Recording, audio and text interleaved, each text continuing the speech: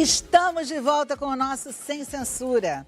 As favelas do Brasil, e especialmente as do Rio de Janeiro, são marcadas pela luta pelo direito à moradia.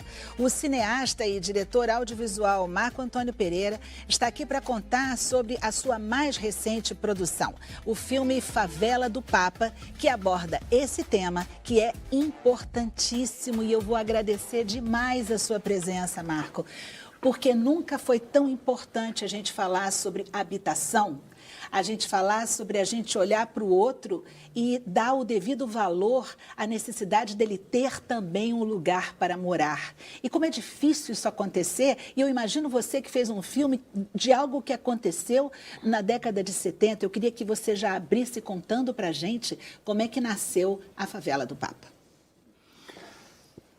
Você falou uma coisa assim que eu aprendi com o Monsenhor Luiz Antônio, que é o coordenador da Pastoral de Favela aqui do Rio de Janeiro, e ele fala de uma maneira que me comoveu muito. Habitação é sagrada, em todos os sentidos.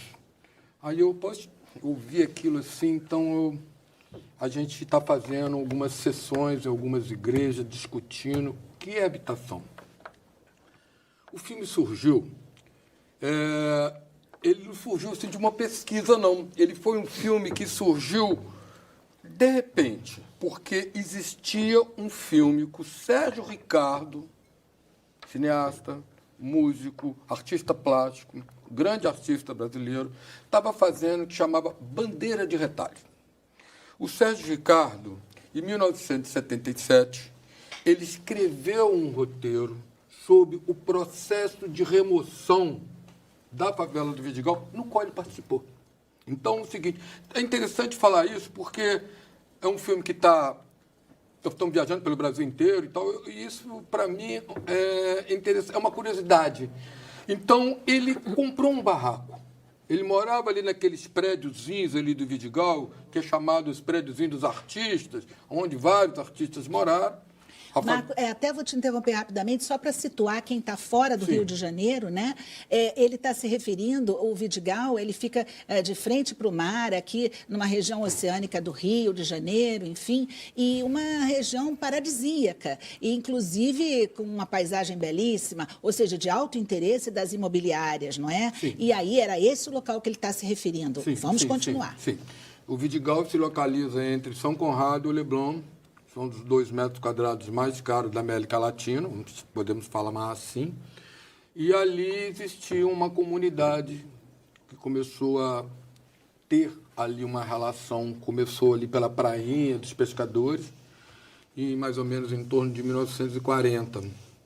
A questão da favela, voltando ao filme, ela existe por uma questão social brasileira. Eu acho que assim...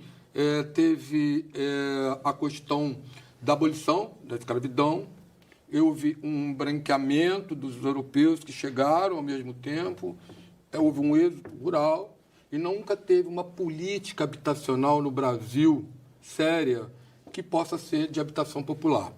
Então, assim, voltando ao filme, o Sérgio Ricardo, que gosto de colocar nesse sentido, estava fazendo uma ficção chamada Bandeira de Retalho, sobre o mesmo assunto, que é o Favela do Papa, sobre a tentativa de remoção do Vidigal. E eu fui chamado para fazer um make-off. Eu fui fazer o make-off desse filme, um filme de ficção. Na hora que eu comecei a fazer esse make-off, 2 horas fazendo o make-off com a minha equipe, eu disse, gente, tem um documentário aqui, vamos fazer um documentário. O filme tem uma relação entre a ficção do Sérgio Ricardo, do filme Bandeira de Retalho, e também a gente foi correr atrás de quem estava vivo ainda, que participou daquela luta dali dos líderes, né, da comunidade do Vidigal, e surgiu o filme Favela do Papa. Entendeu? Ele foi um filme feito assim... em 4 semanas de gravação. Demorou 7 anos para ser finalizado. Mas, assim, na guerrilha, no cinema, com dificuldade e tudo mais, financeira. Então, é muito importante eu falar isso. Por que surgiu? Agora, por que o Marco está envolvido com isso? Porque eu fiz um primeiro filme também na favela do Vidigal chamado Paisagem Carioca Vista do Morro, que é o processo de gentrificação que existiu em 2012, 2013, antes das Olimpíadas, antes da Copa do Mundo, com a crise na Europa. Muitos jovens vieram para as favelas do Rio de Janeiro. É isso que você chama de gentrificação? Gentrificação. Gentrificação é um termo em inglês, que é gentrification, que é uma questão de aonde o capital chega, os preços sobem. Existe uma remoção natural.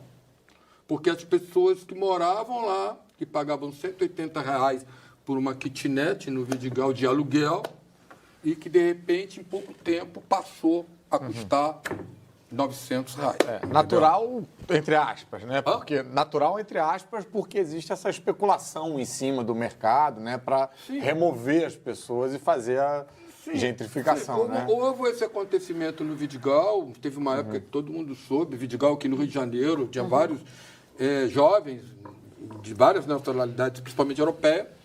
Então, eu fiz esse primeiro filme. Por isso, ligado ao Nós do Morro, uma instituição seríssima lá no Vidigal, importantíssima. Sim. De teatro, um trabalho de teatro, Guto Fraga, um trabalho de pesquisa e tudo mais. E eu já comecei a conviver com essa turma. Então, me chamaram para esse make-off, aí surgiu o Favela do Papa. É engraçado porque era mesmo roteiro, entendeu? Eu peguei o roteiro do Sérgio Ricardo e, de alguma maneira, como eu fui fazer o filme, assim, sem pesquisa inicial, eu fui no roteiro dele. Eu fui lá, li o roteiro inteiro e falei, opa, peraí, então vamos buscar, porque tinha um personagem da dona Conceição, tinha um personagem do Sr. Armando no filme dele. Então eu falei, opa, cadê o Sr. Armando? Cadê a dona Conceição? Onde estão? Vamos procurar, vamos mapear. E aí foi surgindo o filme. Então é uma curiosidade que até pouca gente sabe como realizou isso. E então, o grupo Nós do Morro, que eu tenho super agradecimento, a equipe, todas lá, entraram junto comigo e realizou esse filme. O filme é importante porque a questão da habitação, como eu falo que é a sagrada, e as pessoas, como tem essa questão do preconceito do alcoólatra, que tem um preconceito do drogado, que tem essa coisa, e muita gente tem preconceito ao pobre, ao favelado. Sabe? Ponto. Muita gente, agora as pessoas estão convivendo um pouco mais, mas há 20 anos atrás do filme, ou há 30 anos atrás, as pessoas olhavam a favela, a classe média alta, olhavam aquilo com uma coisa assim, sabe, que teria que acabar. Explodiu uma bomba ali, eu ouvi isso de algumas pessoas, e esquece que ali existem os trabalhadores que constroem a cidade, não só a cidade informal que eles moram, e constrói a cidade toda e deixa ela cheirosinha para a classe média trabalhar. Então, isso é importante falar para que esse sistema habitacional, que deveria ser revisto, ou entra governo, sai governo, entra governo, sai governo, e nunca é resolvido, sabe? Então, assim, teve até um prefeito aqui que tentou fazer um favela-bairro, que é realmente fazer uma urbanização de algumas comunidades, tentando dar um pouco mais de dignidade. Então, o filme está indo bem. Nós já tivemos, assim, um apoio da Lei Paulo Gustavo, entendeu? Olha só. Que deu a gente conseguiu tirar em segundo colocado na Lei Paulo Gustavo, no Rio de Janeiro. Foi uma surpresa para mim, um documentário, com várias produtoras grandes de ficção. E a gente está distribuindo esse filme pela Cavide, pelo Cavi Borges. Uau! Né? Cavi Borges. Olha, uma Cavi pessoa Borges carioca extremamente importante para a cultura, né? do Rio de Janeiro, um guerreiro. É verdade. E a gente está distribuindo, já tivemos em Brasília, Porto Alegre, Rio de Janeiro, ficamos 3 semanas no Estação Net. Muito obrigado, Estação Botafogo, foi muito bacana. E fomos para São Paulo, fizemos 2 semanas em São Paulo. Estou indo para Belo Horizonte agora, quinta-feira, Belo Horizonte. Quinta-feira no Cine Santa Teresa, às 19 horas. Então os mineiros vão ter a oportunidade de assistir agora. Agora, ficou uma curiosidade, por que o título A Favela do Papa? O que acontece é o seguinte, contando um pouco a história da trama lá do Sérgio Ricardo, da trama da história real, né? Como a história real. O que aconteceu foi o seguinte, no governo Faria Lima, depois de ter sido removido algumas favelas do Rio de Janeiro, não vou nem entrar na discussão, algumas favelas precisavam de ser removidas mesmo. Você imagina se tivesse hoje a Praia do Pinto na Lagoa. Não cabe mais, obviamente. Mas era de cima para baixo. E na favela do Vidigal, eles chegaram com uma ordem de despejo às 17 horas, dizendo que amanhã às 10 horas da manhã você tinha que estar fora dali. Que horror. Sem saber o que as crianças estão na escola, se não estão na escola, se você tem emprego, se você não tem emprego. Uma série de desrespeito nesse sentido. Aí a comunidade ficou assim, que isso, gente? Vamos lá, vamos correr atrás. Eles saíram, se juntando, as lideranças, aí procuraram o Sérgio Ricardo, que tinha a ligação com mais a intelectualidade ali do Rio de Janeiro e tudo mais. Era um cara já político, sem ser partidário, mas tinha a questão social na veia. Procuraram várias outras lideranças, instituições e entidades e procuraram a igreja. A igreja começou também a fazer uma articulação. Entendeu? Então, houve uma maneira de dar uma parada. Aí entrou o escritório de Sobral Pinto, entrou o Dom Eugênio Salles, por incrível que pareça, ele deu uma força, porque tem muita gente que critica o Dom Eugênio Salles pela questão política, mas na época ele deu uma força. E aí foi se criando um núcleo, e esse núcleo foi se fortalecendo até o juiz dar uma canetada, dizendo que não, que aquilo ali era questão, já que o Estado não estava proporcionando, eles tinham direito de morar. E foi a primeira vez que aconteceu isso, e isso mudou a política fundiária da cidade do Rio de Janeiro. A partir dali, não se remove sem a questão judicial.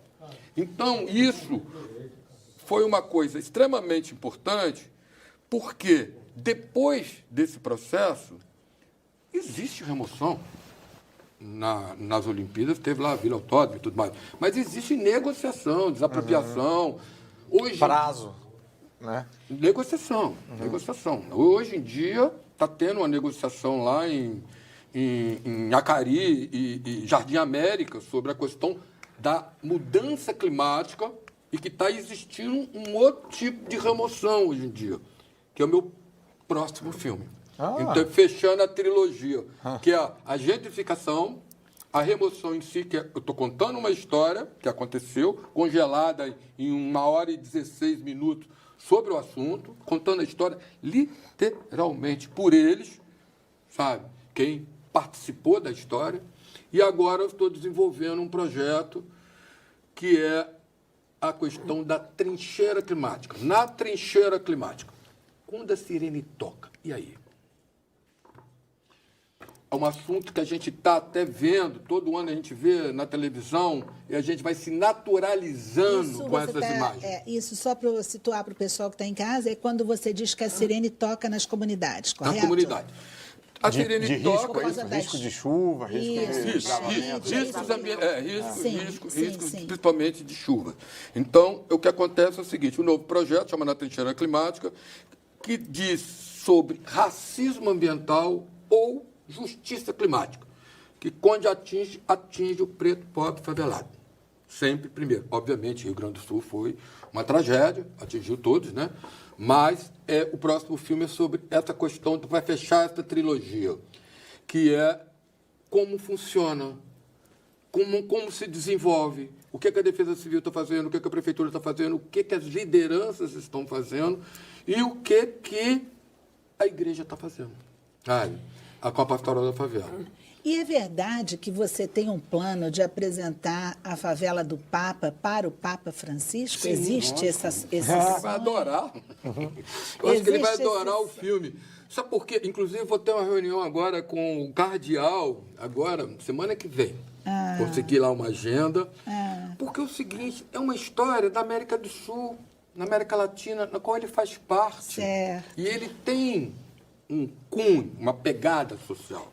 E ele está tentando desenvolver isso, acredito com toda a dificuldade, né? Pela toda a política do Vaticano, mas eu acredito que ele vai gostar do filme, a gente acredita que a gente vai conseguir ainda levá-lo a assistir o filme ainda esse ano, entendeu? Amém. Teve algum Papa, então, que visitou a favela? A O favela Papa do João Papa Paulo foi II. por causa do Papa João Paulo II. Voltando a contar a história de novo. Porque eu acho que faltou só isso. Gente, Sim, faltou sim. dizer Eu saí, que o fui Papa pra outro. visitou.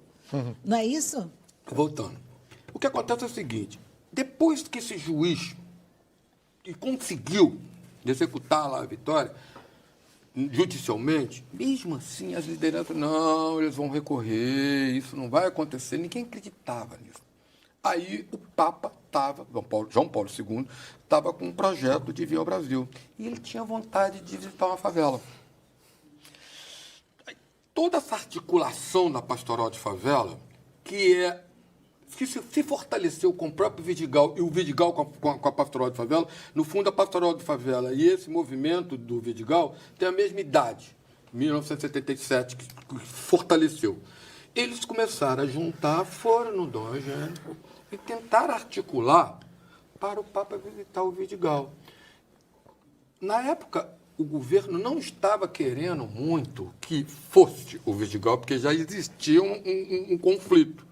Mas aí conseguiram levar o Papa lá. E aí o que a comunidade recebeu? Não, agora nós temos o título de propriedade, porque ninguém vai pensar em Pelo menos no resolver céu. a favela do Papa. Entendeu? Sabe? Então foi isso que aconteceu. Eu acho importante contar essa história. Eu tenho orgulho desse filme estar passando. A gente vai agora para Curitiba, Salvador, Aracaju, Belém do Pará. A gente está num circuito. Eu estava falando até com o Moacir, que é engraçado, né? É muito trabalho, né? Porque você não fica lançando filme, você perde a agenda do filme. Como é que tem sido a reação das pessoas nessas outras cidades aí, conhecer a história essa história particular do Rio de Janeiro, que não é tão contada? É engraçado que ninguém conhece essa história. Às vezes, no próprio Vidigal não conhece essa história, nova geração. Então, assim, a velha guarda que participou... A gente está vendo imagens do filme, né? São imagens de época, são imagens de Super 8, tratada. E o que acontece é o seguinte, pouca gente sabe dessa história. Então, é uma história muito bem recebida. Eu acho que, assim, fiz agora a Volta Redonda, sexta-feira, lá no Cine Teatro Gacemes, que foi muito lindo, foi muito bacana. E fiz no Nós no Morro também, semana passada. E é muito bem recebido, sabe? Muito bem recebido com a história que você, nossa, que bacana e tudo mais. Então, eu gosto de falar isso porque eu também trabalho com o urbanismo. Os meus filmes, eles têm uma relação com o território, têm uma relação com território, com moradia, com habitação, com uma série de coisas. Então, é o seguinte, a favela, as favelas do jeito que estão, essa condição de falta de dignidade, de moradia, isso é ruim para todos. Eu tenho uma utopia que o capitalismo vai ter e vai... Utopia total, mas continuo torcendo que o capitalismo vai chegar a um certo ponto que ele vai ver que a árvore em pé é interessante, as doenças da África não é interessante, sabe? A moradia digna é interessante. Não é utopia. Não é utopia. Já está começando. O mundo caminha para um momento de não retorno em relação a certas coisas. Então, se você não tem uma preocupação... hoje a gente está vivendo uma crise. Desculpa me interromper aqui. Não, Moacir, é para falar? Lógico. Não, é para isso mesmo. A gente está vivendo uma crise que é inédita. Né? Assim, há uma presença de desvalidos, sejam refugiados, sejam moradores das regiões, enorme. Né? A grande revolução, depois da revolução industrial, é a revolução que a gente está vivendo hoje da informação, onde os empregos, o modo de trabalho, tudo de alguma maneira mudou radicalmente. Então é preciso, os modelos tradicionais de economia, inclusive de direita e esquerda, já não atendem mais isso. Ou você resolve essa questão, o que você vai fazer com essa nova realidade?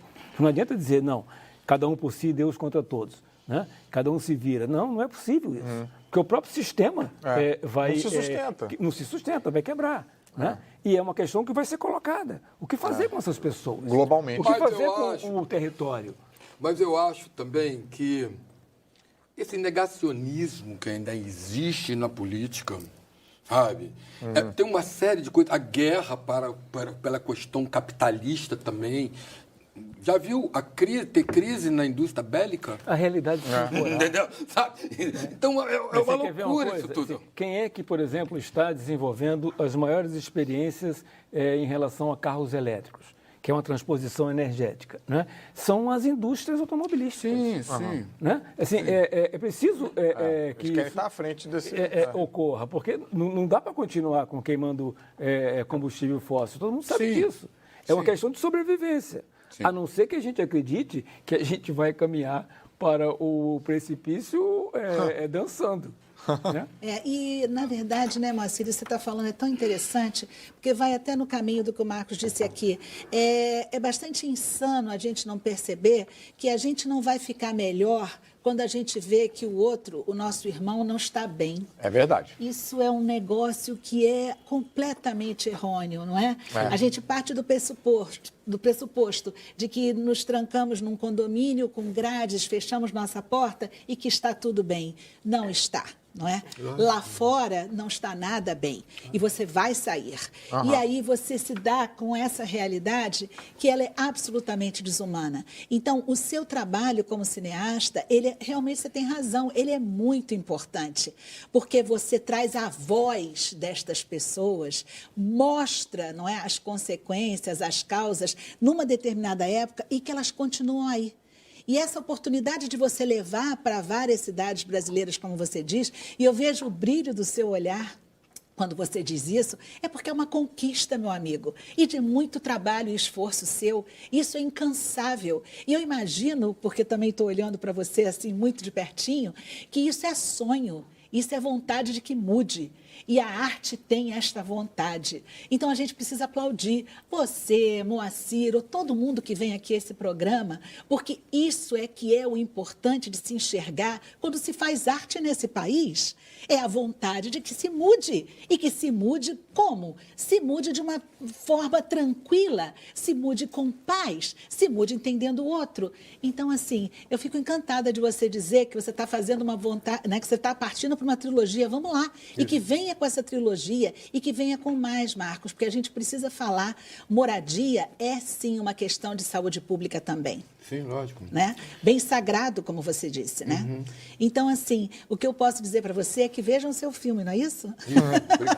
Belo Horizonte, agora, às 19 horas, quinta-feira. Lá, agora Belo eu vou falar. Horizonte, diga aí, tem pode tempinho dizer. ainda aqui? Rapidinho, uma coisa bem rapidinha. Cinema e equipe, né? Então, Isso. é o seguinte, olha, tem tanto agradecimento, é a Cavídeo, é o Luiz Felipe, Mariana Bezerra, João Gurgel, filho do Sérgio Ricardo, Marina, também filha, o Leonardo, que está aqui comigo, o Hélio Rodrigues, que ajudou na produção. Agora, uma coisa que eu gosto de lembrar muito, assim, eu gostaria de falar em memória aqui do Sérgio Ricardo, que já foi, Dona Conceição, o Marcão e o Felipe Paiva. Todos esses já não estão mais com a gente, mas ajudaram muito a realização desse filme e estão internalizados no próprio filme. Agradecimento ao Nós do Morro sempre, Marcelo Melo. E eu vou te falar mais uma coisinha. Essa questão ambiental que a gente fala é uma questão de sobrevivência, né? O não retorno, que a gente tenta falar.